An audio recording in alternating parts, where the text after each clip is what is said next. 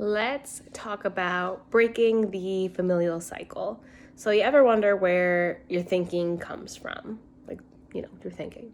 More often than not, it comes from how you were raised. There are ways to break this cycle, and one is to cultivate mindfulness. So, we've talked about mindfulness a lot. If you've been wrapped up in the patterns associated with family, you likely experience symptoms like stress, anxiety, and difficulty regulating emotions.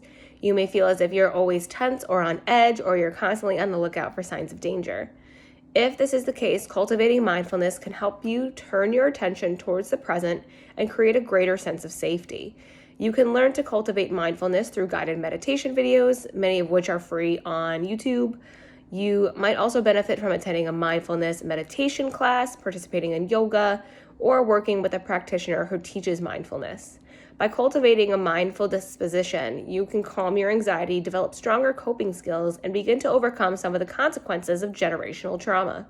When you become more in tune with your own emotions, you'll be able to be more present and nurturing with yourself and your kids. Another is to be prepared to set boundaries. Boundaries are very important.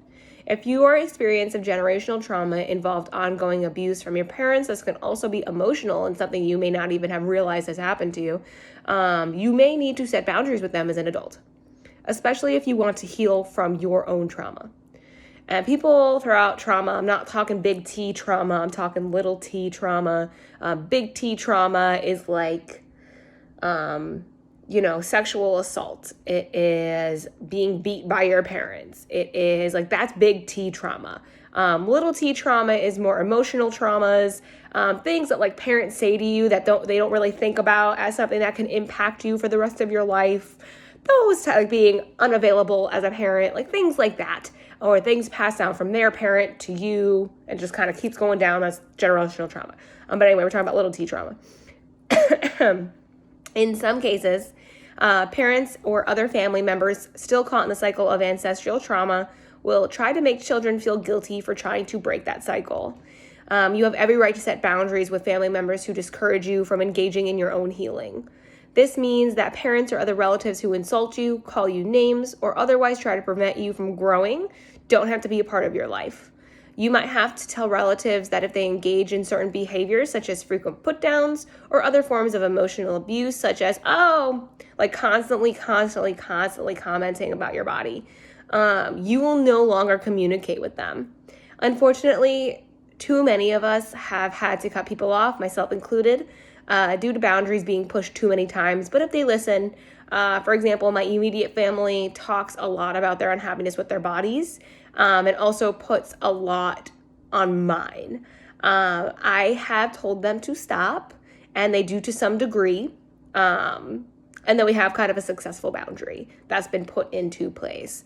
For example, one of my family members constantly comments on my body, only comments on my thinner body, not my thicker body, which I love both.